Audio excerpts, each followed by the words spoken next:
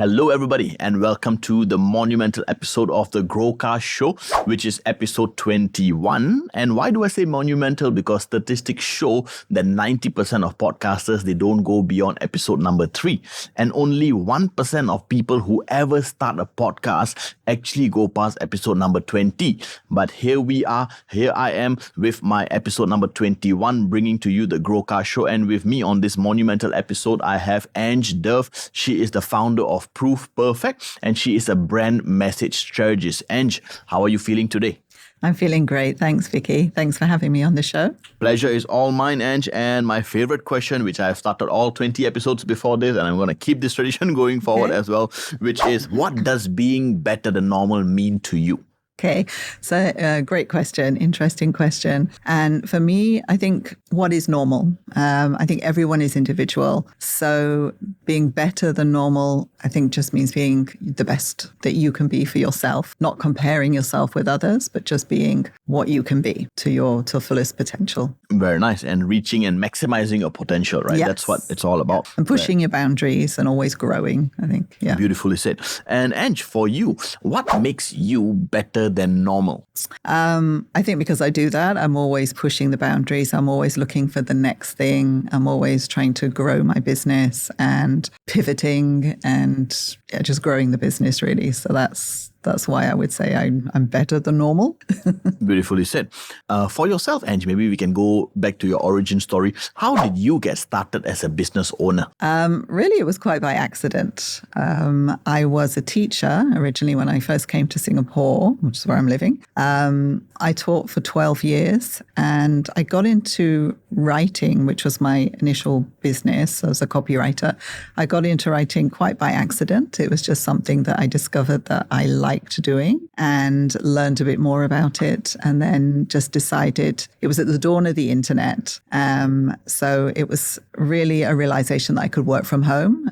When I was teaching, I wasn't in control of my hours. And I had 2 young kids at the time under the age of 2. So I wanted to be at home as much as possible. So this was just a perfect time for me where I thought, okay, I can set up my own business at home, do copywriting, just email the work to the clients. I don't have to be out of the house. So that's really how I started. But I didn't really have a plan to start a business. It was just like a bit of freelancing at home. And it really grew into a business because when I researched and found that in order to do the writing and get paid, I needed to have a business if I wasn't employed. I had to register a business. So that's how it all started. But there was no plan to start a business. There was no plan to hire staff. There was no plan to have an office. And this all just came just one step at a time. It naturally progressed from one stage to the other. So you are an accidental entrepreneur. I'm an accidental entrepreneur. and funnily enough, the best kind of entrepreneurs I realize happen to be the accidental entrepreneurs as well, because by accident you seem to find a purpose and then you just bring it to the next level as well.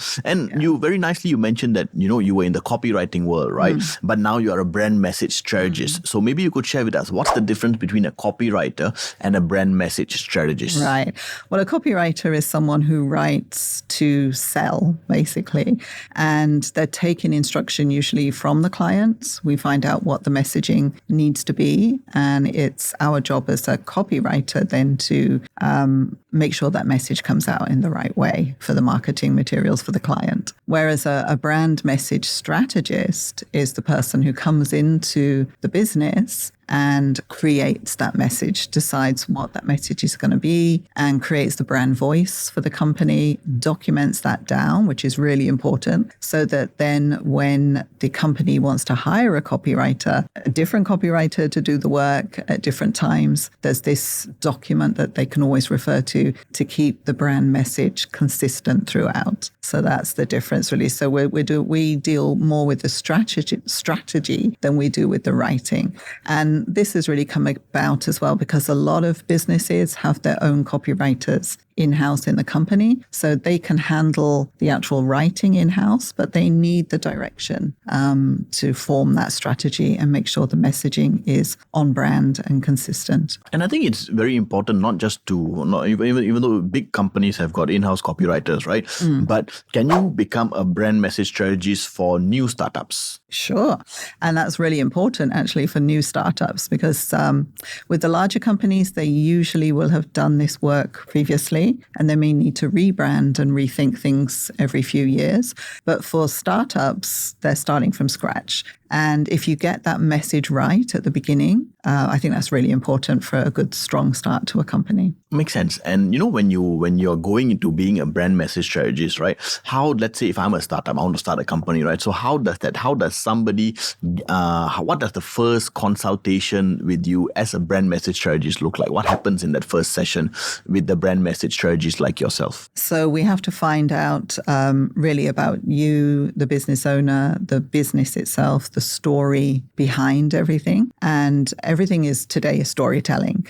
People love stories. So we want to really bring out the story of the company and make sure that the messaging is consistent throughout by creating loads of different stories. So we'll be looking to create a board for the customer to create different stories. We need to interview them and find out what those stories are and what their values are as well. That's very important. Your values drive your behavior and that drives how the company looks and feels and sounds. So we will do all that work with them first just to find out who they are.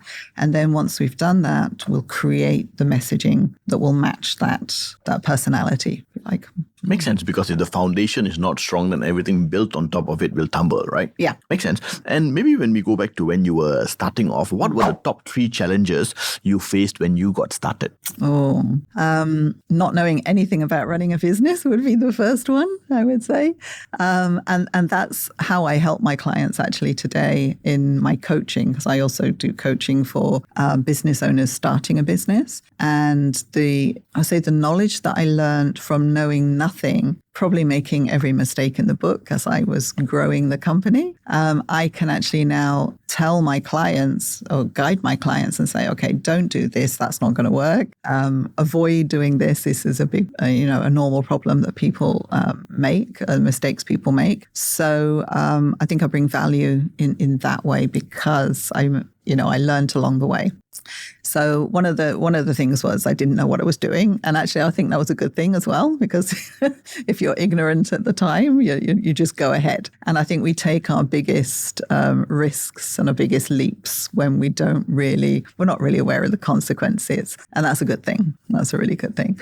Another challenge I had, I would say, is maybe cash flow would be one. Handling money at the beginning and working out how to bring in money and keep it consistent. That was another thing. So marketing came into that to make sure your pipeline's always full, as you're bringing customers in, and not to get comfortable as well with, okay, I've got enough clients now, I can relax, because you can never relax. You've got to keep that pipeline going. So that was another thing that I learned. Another one was handling a team as well. That's a big challenge. And I think that's one of the biggest challenges of running a business.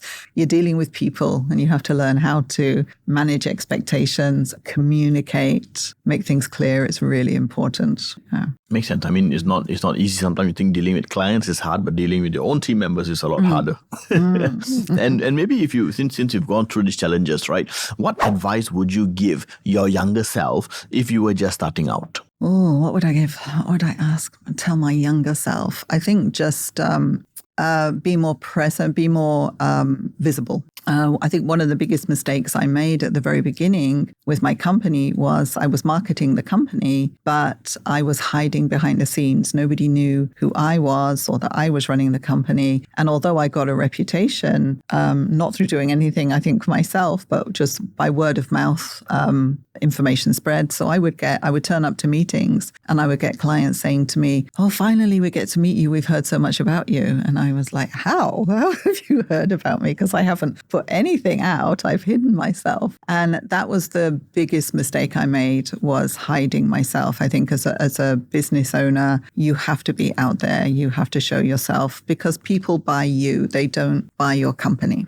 So that would be what I would tell my younger self. Don't be concerned about cameras, videos. Just get out there. You're good enough. I would say that's one of the things that stopped me was, am I good enough to do this? Right. So I would say to myself, yeah, you're good enough. And I say to my clients, you're good enough. That's very beautiful. I love that as well. But since learning from your mistake, because we don't want others to make the same mistake, right? So you've done the company branding first and you did the personal branding. But if we take personal branding versus company branding, which is more important? Oh, good question. Well, I think they're both important. You need, if you're going to run a company and you want the company to last, it has to be present and you have to have a brand there and it's got to be consistent so people understand it. And also, and this is one of the issues I had again when I first started, was as I grew my team and I was having writers and designers doing the work for me and I wasn't doing the work. When I used to go and visit clients, they would say to me, okay, let's go ahead with this project, but we want you to do the writing. So that transition over from being the main writer to having a team doing the writing was hard for clients to accept.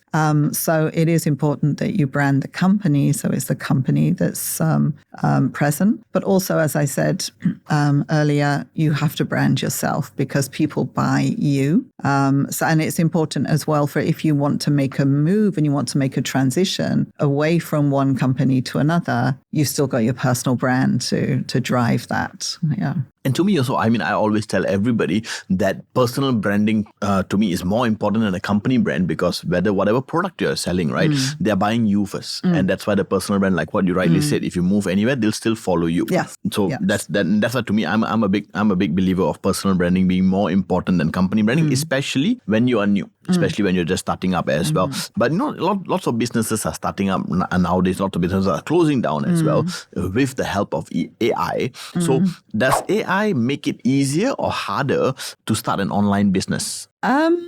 I think AI is just a tool. So I think the process is the same, whatever. Whether it makes it easier to start a business, I think you can get ideas, certainly. AI tools are great for getting ideas. They're great if you're on a budget to be able to do some self-marketing, where there's a lot of things you can do, for example, with videos and stuff that you couldn't do necessarily before on your own, that AI will do for you. They'll do some of the writing for you. It does a lot that you would never have been able to do before. So it's definitely one of the best times in history to start a business, really, because you have so much help, you have so much support, there's so many things around that will help you. So AI, I think, is here to stay. So we just use it the best way we can. Makes sense.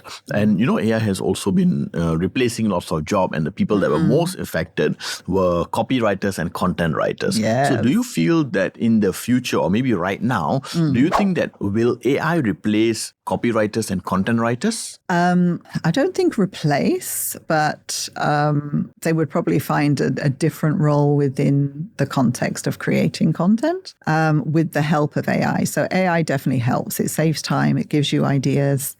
It can definitely be a friend, but obviously it's a foe as well if it takes your work away from you completely. But I think a lot of businesses are starting to realize there is a difference between copywriting and content writing anyway. So AI tools, writing tools are really good for the low-level content writing, your blog articles, things like that.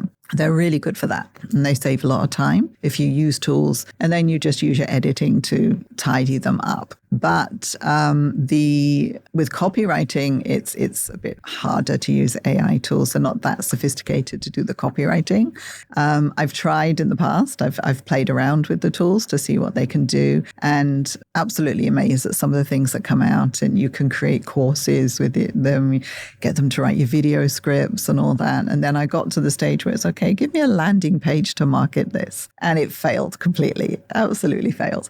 So there are things you can do and the things you can't do. And I think one of the dangers is if you don't know what the outcome should be and you're relying on the AI tools, that's where you'll fall down.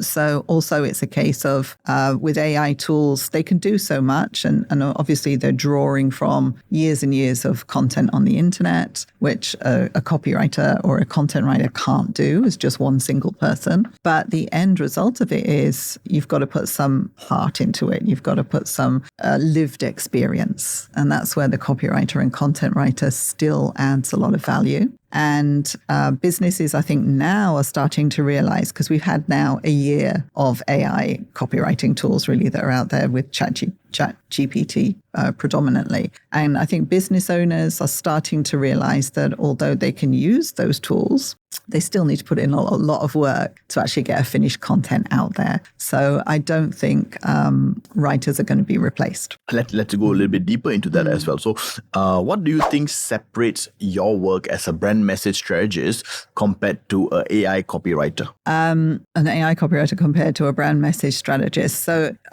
finding the stories with the clients, having conversations with the clients, digging out those little pearls of wisdom that the client wouldn't necessarily come out with themselves, and looking at things from a different perspective, or helping the client look at things from a different perspective. Because when you're running your own business, you see things through your own lens, and you don't necessarily see things through the customer's lens with as much clarity. And I found through like the 20 odd years I've been running the copywriting business, one of the biggest hurdles I think business owners have is getting that message clear. And I don't know if you've experienced yourself, you go to websites, look at a website and it's like, I don't know what they're doing. I don't know what this company does. And then you go to the about page and it's still not clear what they do, then they have a problem. So when your customer doesn't understand what you do, they're not going to buy. So, and I think for networking events as well, I've been through a lot of networking events and it's like at the end of the conversation, I still don't know what this person does.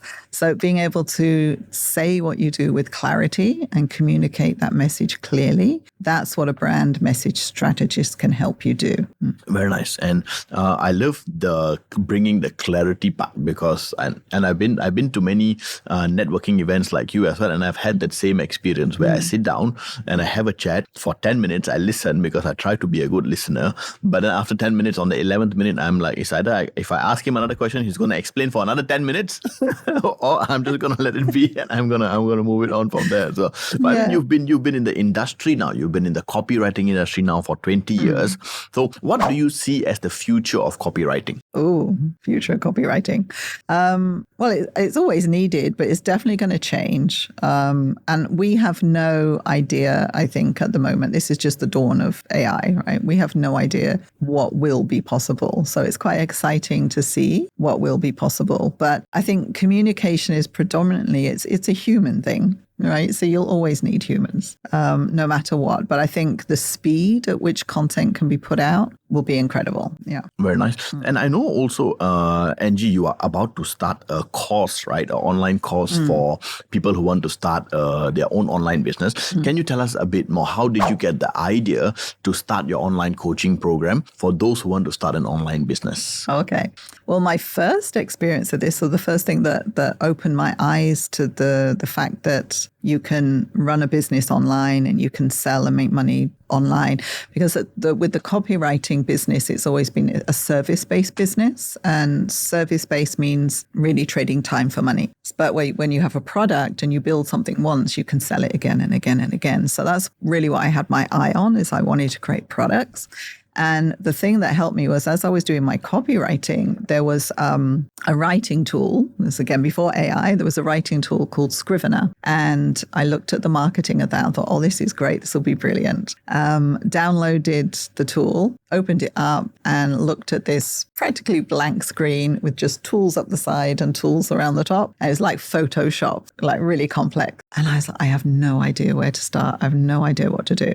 And the software itself didn't have a manual. So I started to Google and went to YouTube, and I started to look at, okay, how do I do X, Y, Z on this? And I started to find little mini tutorials on certain aspects of it, but they were all just random, out of order. And in order for me to be able to understand one particular video, I would have needed information from, before, which I didn't have. I was starting from scratch. So every video I watched is kind of like, well, okay, that helps a little bit, but it doesn't really make an awful lot of sense. So then I Googled like how to learn Scrivener. And then I found this course, How to Learn Scrivener Fast. And I looked through that, and the guy that was selling it just opened my eyes to the fact that, okay, you can actually take something that someone has a problem and they need a solution. And this was a really niched down problem. I mean, there's not many people looking for how to learn Scrivener, but if you're a writer and you have the tool, you will be Googling how to learn Scrivener because it wasn't an intuitive tool. So when I looked at him and I looked at his marketing and how he was doing it and his story was that he was delivering pizzas before he did this and just playing around with writing, found the tool, also didn't know how to use it, and sat down and went through single thing and worked out how to use it, and then realized, if I have this problem, somebody else has this problem. So that's what opened my eyes to the whole information business of selling information that to somebody who has a problem and needs that solution. Very nice. So, but if somebody, let's say, if they're already an expert in their industry, right? So if somebody is an expert, will this course help them to make more money? If they've got gaps, I think, in their marketing and they need things to be tighter, it will definitely help, because we really, really drill down on the foundations of a business and drill down on things like your messaging. What are you offering? How are you positioning your offer? So if they're finding in the course of their marketing funnel that they're not getting the results they need, or it could be better, we can definitely help with that. Yeah. Very nice. And can't somebody just Google the information that you're teaching? Why do they need to buy a course? Yeah, I get asked that question a lot. And really for the reason I gave about the Scrivener answer, when you Google, you have a problem and you need a solution to your problem. Now, if it's something really simple, quick and easy, you can go to YouTube and watch a short video, find the answer and go and do it. That's fine. But when it's something more complex, like starting a business, you can't just watch one video and learn how to run a business. So then you start to research and you look at video after video after video, and you've got different people maybe saying different things would be one thing, but also there's no structure to your learning. So when you pay to get that information through a course, then you've got the structure. And that's what I found with the Scrivener. When I was learning the Scrivener tool, there was no way I could have learned that by myself without investing a lot of time. And that's one of the things, it saves time. So by the tutor on the Scrivener course taking you step by step in a logical sequence of events and building up your knowledge step by step, that's really what you're paying for. And you're paying for the transformation that delivers at the end. And that's not something you can necessarily find just by Googling loads of different YouTube videos.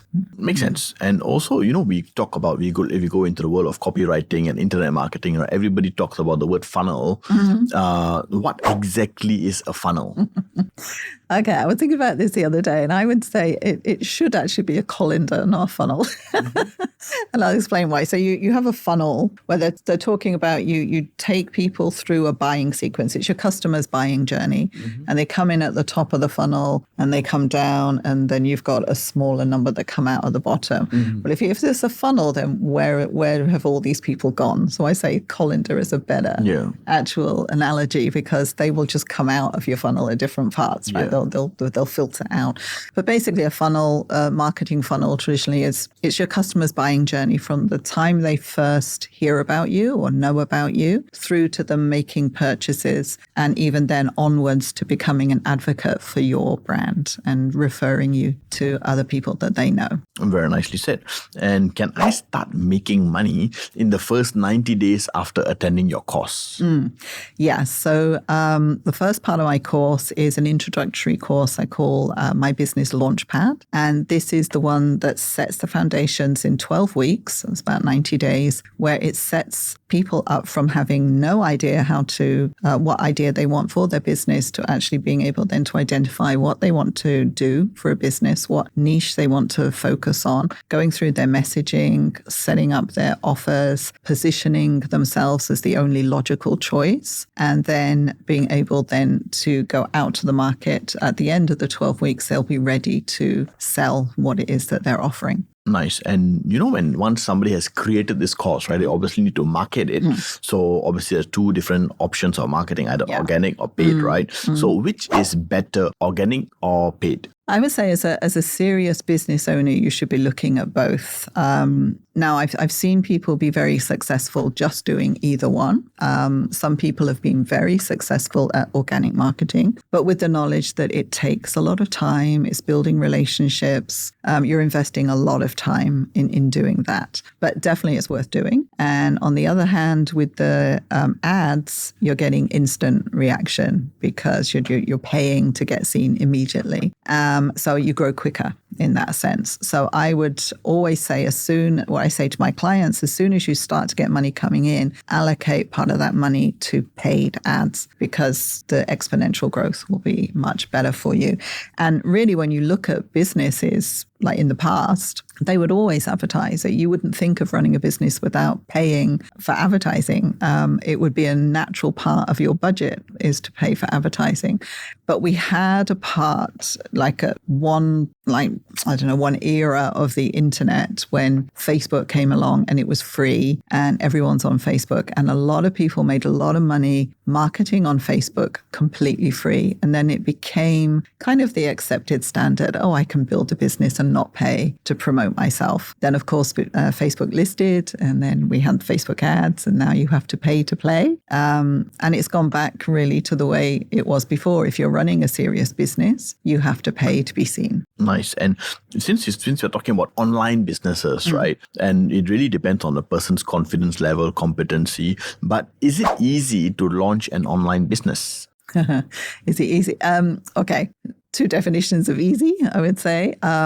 It's very easy to set up a business, and there's very few barriers to entry in terms of costs. You can run things from home. You don't need to pay out a lot on infrastructure and stuff like that. So it's easy in that sense to run a business online. And definitely I would say it's the best way to start because it is such a low barrier to entry and you'd learn a lot as you do it. But saying it's easy tends to do people a disservice when they're starting a business because running a business is actually hard. It's not something, if you go into running a business and you think it's easy, you're probably likely to fail because you've got to understand the work that's involved, the sacrifices that are involved in running a business. It's not an easy thing to do. If it were, you'd have a lot more business owners and you'd have a lot more businesses that don't fail. So yeah, it's not easy. But I think if you have the passion, you're more likely to succeed.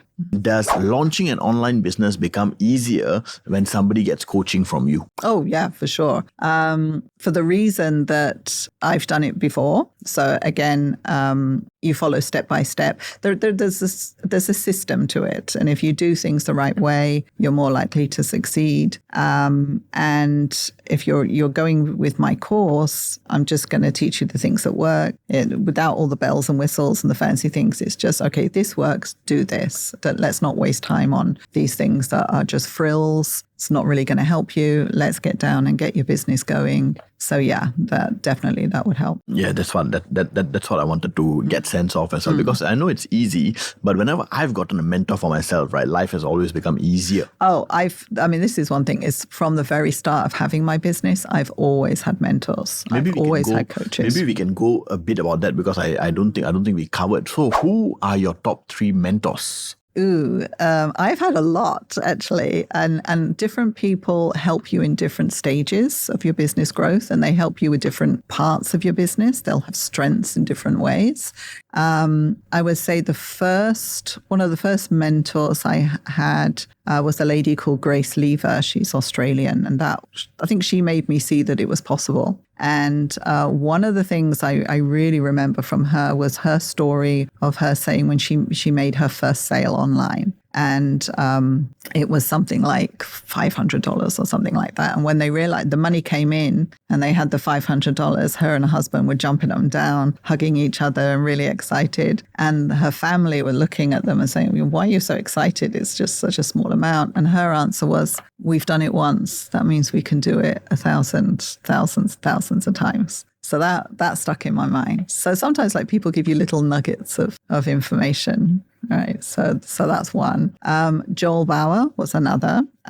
He was the one who made me understand that I was worth it, that I am good enough, that I can stand up and speak in front of people. Because I was someone who, I just couldn't be in front of a camera. I could not do this before I met Joel Bauer. I would not be here because I couldn't get up in front of a camera. I couldn't even if you took a photo of me, there's a whole period of my life where I'm like, don't take a photo, don't want any photos taken of me, all that kind of stuff. So that was a barrier to me promoting myself because I just didn't want to be seen. I didn't like to be on camera. And I got over that when he kind of reframed the whole thing for me when he said, it's not about you. And that was like, oh, wow, okay. It's not about me. It's about the people I'm serving. And if I'm not putting myself out there, someone who would naturally want to work with me is missing out because I'm not there. And everybody has, I think this is one thing to realize is that you're not competing against other people. It's everybody has their own preference as to who coaches them. And, some people will like me, some people won't like me. Some people will trust me, some people won't trust me. And that's okay. But so I just concentrate on the people that I can serve. And Angie, I know you are someone that's very passionate and different people have got different passions, right? But can somebody make money from their passion online? Yes. I think that's key is one of the things you have to have passion for it. You have to love what you do because you're going to be doing it. If the business is successful, you'll be doing it for the rest of your life, maybe, right? So, or definitely you'll be spending a lot of hours during the day doing it every day. So it needs to be something that you actually enjoy doing. But it also has to be something that you're good at. There's no point just picking something if you're no good at it because it will definitely show through. And it's got to be something people want to buy. So it's got to make you money. So there's got to be a demand for it. But I think just like flipping that question really is a lot of people fall into the trap of thinking my expertise, nobody's going to want that, right? Who's going to want to learn that from me? Or who's going to want to learn it at all? They tend to undervalue the information that they have and don't realize that there are people out there that will pay for it. So example, I have a friend who is extremely good at making money, very good at planning, and she retired before she was 40. And this is, that's a huge USP that you can sell to people, retire before you're 40. I can teach you how, or get out of debt, all these kind of things. And to her point of view was, well, everybody knows that. And it was like, well, no, they don't, because they wouldn't be in debt or they wouldn't have problems if, so you're solving a problem. And if you can identify a problem that you don't have because you've done something to overcome it and other people are still struggling with that, then you've got value there that you can deliver to them and they will pay. And it's even the things like when people say to me, can I make money teaching people how to get out of debt? And nobody's going to pay me to get out of debt. Well, yes, they will, because the pain is so great that they will pay to learn the information to solve that problem. Makes sense. And what if in a situation, Ange, when they don't have a business idea? So let's say I have zero business idea. In your course, will ideas be provided? Yes. Actually, at the very beginning of the My Business Launchpad course, that's what we go through is even if somebody has an idea for their business, it might be too big. They're just going too broad with it, and we need to niche it down to make their marketing easier for them. So it's a case of sometimes taking someone's big ideas and saying, okay, well, let's focus on what we can focus on to get people in the door. And then other people, they've got no idea at all. And then it's taking them through a journey of of discovery of what have you learned in your life? What are you good at? What things, do you naturally, veer towards? And what do people ask you for advice on all the time and things like that. So when you realize you have this information, and even when they realize that they have the information, they might not necessarily realize that people will pay for it. So then we get them to go and research on the internet. Okay, you've got this idea. You think people won't buy. Go and find people that are running courses similar, and then you'll find out that actually they will. And then we take them also through going through a whole list of different online courses that are out there on all sorts of really niche down areas that you wouldn't necessarily think that people would run a business on. And it could be things like teaching people how to do magic tricks or teaching people how to do stand-up comedy. I mean, these are really niche ideas, but some people want to learn. And then you've got the more standard things like, okay, I can teach you photography, I can teach you art. And, as long as you have a skill or you have some knowledge that you want to impart and people have that knowledge gap, that's what they'll pay for. I totally agree. And, on the other end of the spectrum, there are people who've got too many business ideas. So what if I have too many business ideas? Which one should I choose? So I had that recently with a client. Actually, she came to me and she had 4 very different ideas. And she was, I don't know which one to choose. So we went through a process, again, that process of discovery with her as to, okay, the 3 things first is how passionate are you about it? Are you good at it? Or is it just you just got a passion, but you're not very good at it? And will people buy? What's the one that's going to be more profitable for you? And the easiest one really for you to do. You don't want to be setting yourself up for failure by choosing one thing over another because maybe you have more passion for that one, but this one's a better idea or more in demand or things like that. So it's a question of narrowing it down, eliminating ideas, and then getting them clear on which one actually really makes more sense for them. And then with the knowledge also that they can actually change later on. Nothing's set in stone. When you set up your own business, you're the boss. And that's one of the great things about having a business is it's completely in your control. It's your ideas. And if you don't want to do something, you don't have to do it. You'll find another way. So even if you have an idea and you run with it and it doesn't work, you can always flip later and do something else. So that's something to realize that you're not set for life in one direction. You can change. And like for myself included, I have changed my brand several times over the course and changed my messaging, changed direction. And it's something that you should be prepared to do as a business owner as well, because times change, markets change, things are always, getting in the way and you have to go in a different direction. And you've got to be prepared for that as a business owner. And that's something that if you're not comfortable with that, you've got to learn to get comfortable with it. I understand and I agree as well. And I'm sure you get this a lot as well, but what is the imposter syndrome? Okay. Imposter syndrome it can be a good thing or a bad thing, depends if you let it get in the way. So imposter syndrome is really that feeling of self-doubt. I'm not good enough. Who will trust me? Why should I do this? And when you feel imposter syndrome, it's actually a good thing because it means you are pushing yourself. You are out of your comfort zone. So every time someone goes out of their comfort zone, they will naturally have imposter syndrome. Everybody will have it. Even the best business owners in the world will still feel imposter syndrome when they're pushed out of something they're comfortable with. But the thing is, you have to decide then, do you want to stay in your comfort zone and never grow? Or do you want to go out of your comfort zone, learn to push through the imposter syndrome, get comfortable, then move on again to the next uncomfortable thing. And all the time you're growing and growing and growing. So the more times you have imposter syndrome, actually, the more you're growing. So it's a good thing. I like that. And how much should I charge for my knowledge or expertise? We go through that in the course as well, because a lot of people tend to undercharge.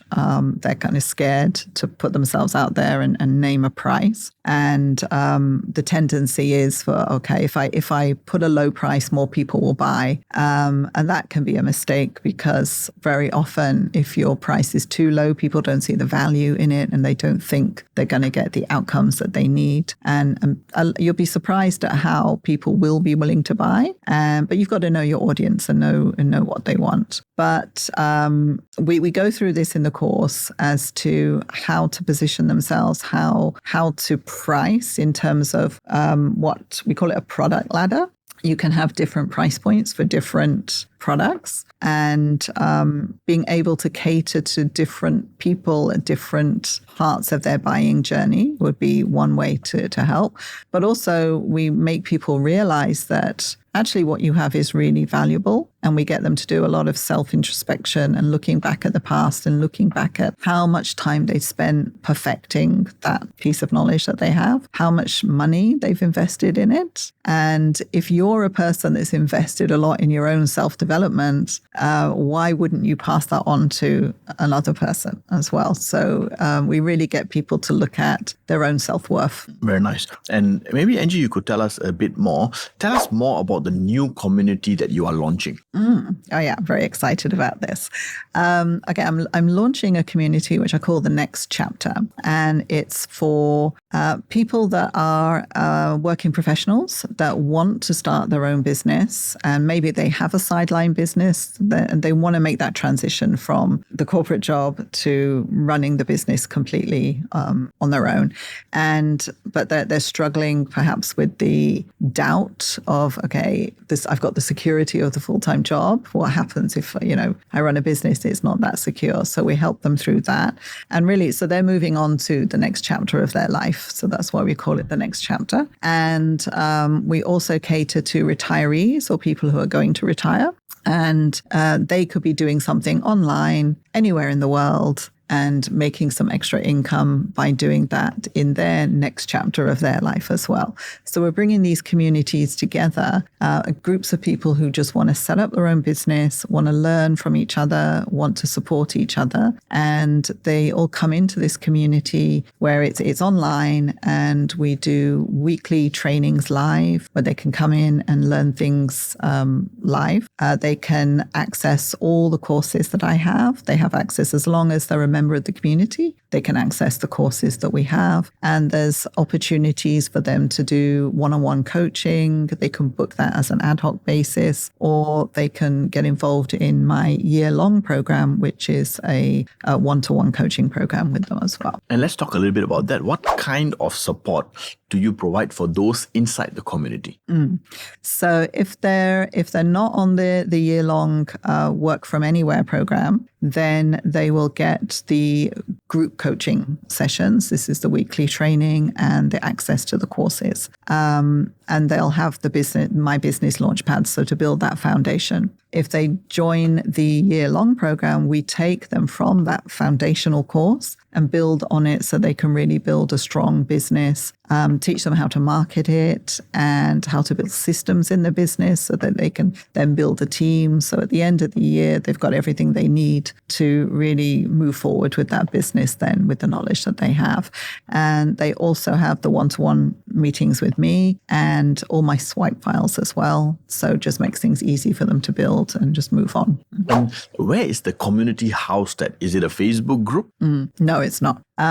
So I don't want to keep things on what we call rented space online, because we have no control over what happens with that. So Facebook can choose to change its stance on groups at any time, and that will actually affect your business. So I always advise my customers that, yes, you can do marketing on all these platforms, but you have to keep your own community. You have to get them off these platforms into your own space and nurture them there. And I can give you an example of why this is important. I had one coach, and one day she disappeared off Facebook. Messenger, what's happened to you? Your Facebook's not there. And Facebook had taken her down. But what she had done is she had managed to take everyone off Facebook previously in that she had their emails. So she was very quickly able to email everyone and say, okay, hey, move on to, and then she set up a Discord channel and put everyone there while she was sorting out the Facebook part. So it is risky if you're going to rely on one channel to really run your business when you have no control of it, because you're not a paying customer of that business anyway. You're not paying Facebook for your groups, things like that. And also it was a case of many years ago now, when Facebook first listed and they changed their algorithms, many people were marketing on Facebook and making a lot of money using Facebook as a really good tool to market, and they could reach loads of people. If they built up their community, they could reach loads of people. And then when Facebook changed their algorithms, suddenly their reach was almost zero. And I can remember the day that actually happened, because what I used to do was I used to take a taxi home from the office every day when I was working in my office. And I would, in the taxi, go through my Facebook feed, and it would take me the whole ride home to go through my Facebook feed. I had loads and loads to look at. And then one day I got into the taxi, took out my phone, scroll. Okay, I've seen that. Oh my God, where is everyone? And so Facebook had changed the algorithm. So I had nothing to read. I had nothing to consume. And obviously that had to restart, and you build things up over again. But I know of people in that time where their businesses collapsed because they had no one to reach. They couldn't reach anyone with their messaging because they were completely relying on one platform to reach out to people. So yes, use the tools, they're there, but take them off onto your own platforms. Makes perfect sense. And what is the difference between one-on-one coaching with you and community coaching? Okay. They're both good, and I've personally experienced both and got a lot of value from both. I would say with the group coaching, it's good because you not only ask your own questions, but in the group, you hear other people's questions. And when you hear other people's questions, you suddenly realize, oh, yeah, I need to know the answer to that. I hadn't thought of that. So that's really good. It's a really good fast growth pathway. And also you get support from other people going through the same as you are as well. And you make friends. I've met some fantastic people through group coaching programs that are still my friends today. So that's really good. And then with the one-on-one coaching, it's just a way to fast track, because you've got the individual attention of the coach, and you can ask specifically, the whole session's about your business. It's not about other people's businesses. So you can really tailor the time you have with the coach to actually going through and solving the issues that you need to have solved. So I say, one-on-one coaching for that reason it's a fast track. And it's also a good help with mindset as well. I've had occasions in the past where I've had one-to-one coach, and in the week I may have been really down. Something's happened in the business. You may, sometimes, yourself, like running a business, it's kind of like this. You're up and down. There are peaks and troughs, and you have to learn to cope with both, right? And so sometimes when you're down and you just feel, I just want to give up. I've had enough with this now. I can't do this anymore. Then you get on with a coach and you speak it through with a coach, and then suddenly it's all, you leave the session all right, I'm ready to go again, right? So that's really important that you have someone to be there as your champion when you're down as well. And I'm a big fan of one-on-one coaching as well. But for somebody who's just starting out, or even somebody who's considering getting coaching, right? Why do I need one-on-one coaching to launch my business?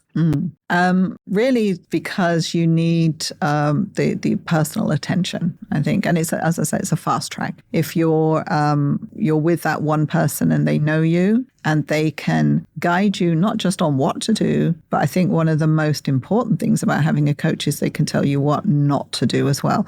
So you're not wasting your time doing things that is not going to work anyway. And if you're running it by yourself and you're just trying to do everything by yourself, you're more likely going to go down that route of wasting your time, and it could take a year, 2 years off the growth of your business, because you've got to come back from that. Whereas if someone can be there and just say to you, look, this is the way I did it and this works, follow this step by step by step, then you know it's going to work because you've seen it work for them. Very nice. And what's the guarantee that this online coaching with, the online course, the online coaching, right? I'm sure maybe people are skeptical sometimes. They're not sure whether this will work for them. So what's the guarantee that this will work for me when I get coaching from you, Ange?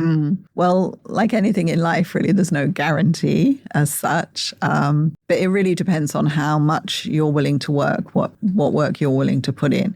And I always say that it works if you work. That's the key to it. And you have to be willing to put the work in.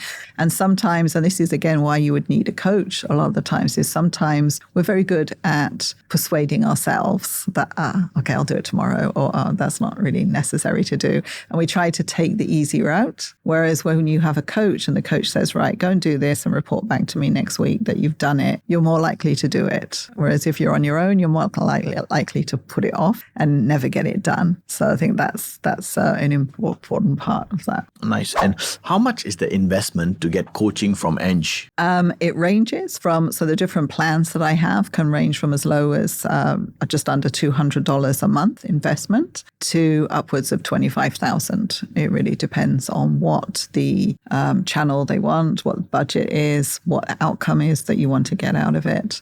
So that's the basic price points is what are you willing to invest and how fast do you want to move forward. Okay. And what if somebody is looking to, if they're looking to get group coaching first and then they want to upgrade. So can somebody upgrade to one-on-one coaching after joining the group coaching program?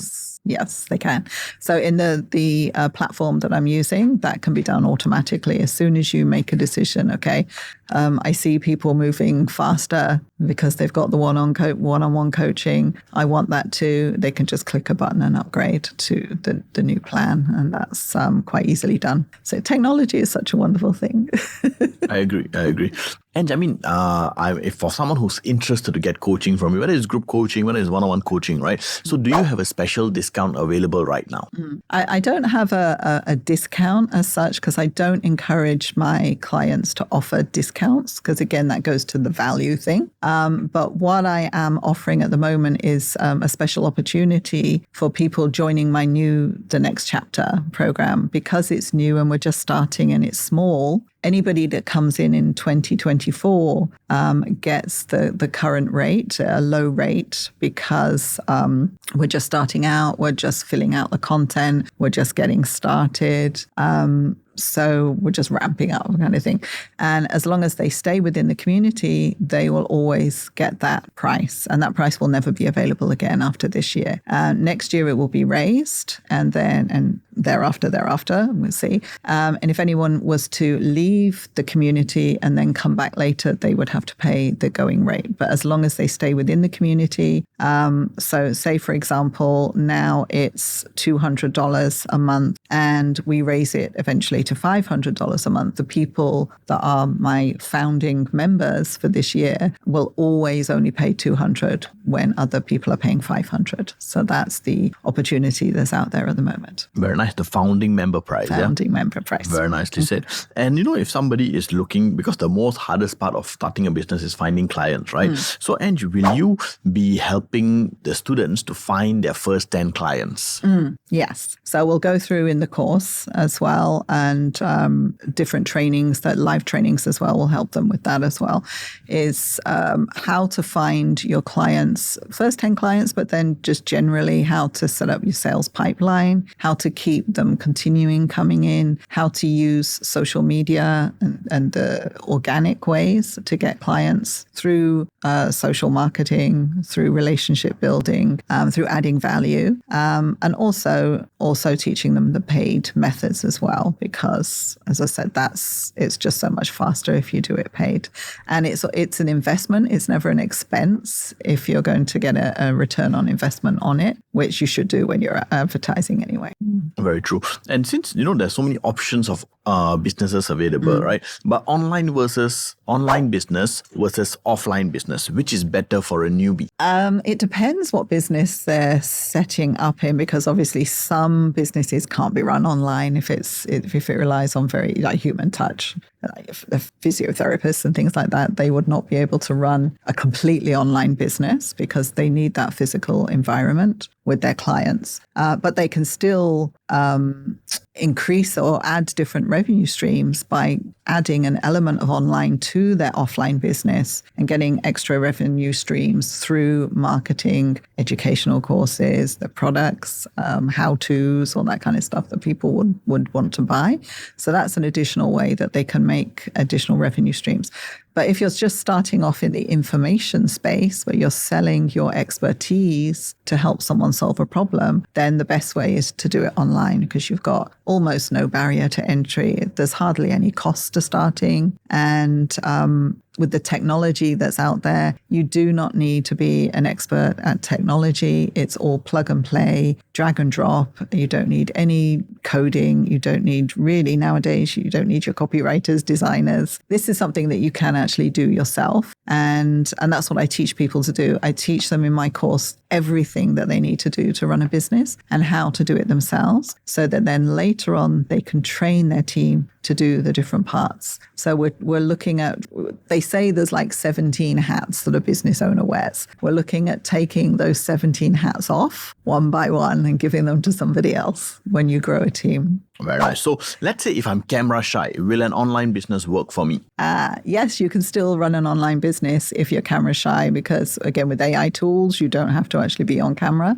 And really, as a business owner, you do what you're comfortable with. So I always say to people, if you're good at writing and you love writing and you don't really want to be in front of the camera, then you can market through written content, blogs and things like that. If you do want to be on camera, Angie, I don't have time. Will an online business work for me? That's an excuse. If you don't have time, everybody has 24 hours in a day. So if somebody can achieve it, you can as well. It's a question of priority. It's always, is this a priority for you to get done? And if it is, then you will. So take my example. When I first started my business, I had 2 kids under the age of 2. I had a full-time job. That full-time job required me to do extra work at home in the evening. And then I had my copywriting business to try and grow in the evening as well. And I made it work. And if I can do that, and I had no help, I had nobody to teach me. As I said, I make every mistake in the book when I very first started,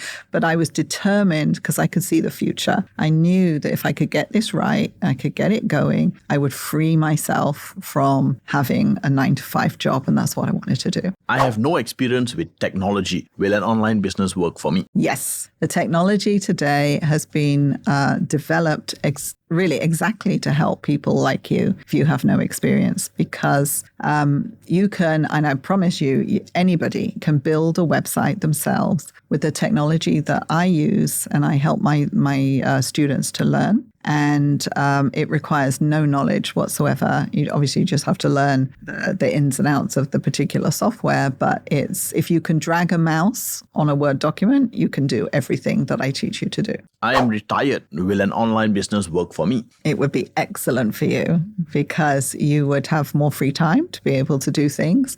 You can run the business completely online. If you want to go traveling around the world, you take the business with you. Just open your laptop and it's there. You can do it spend as much time or as little time on it as you want. You're in complete control as a business owner, and you just bring in the income that you want to bring in.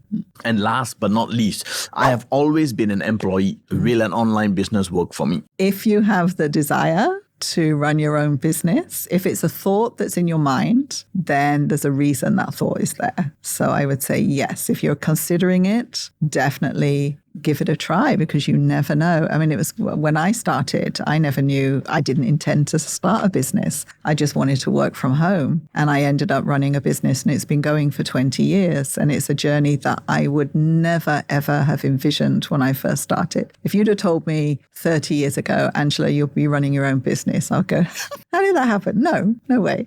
So if it's a thought that's in your head now that you want to give it a try, I would say go and do it. And I would say the same. same as well. And Ange, thank you so much for being here. That was episode 21 of the GrowCast Show. And if you want to start your online business, whether you're an employee, whether you're retired, whether you're moving on to your next chapter of life, you know who to look for. Our guest, Ange Dove, episode number 21 of the GrowCast Show. Ange, is there anything else that you want to add? Anything else that I missed out, or you think we're good to go? I think we're good to go. This has been excellent. Thank you so much, Vicky. My pleasure. And that was me, Vicky, signing out. Episode 21, monumental episode. I will see you all on episode number 22, 23, and 24 coming right up. See you, everybody.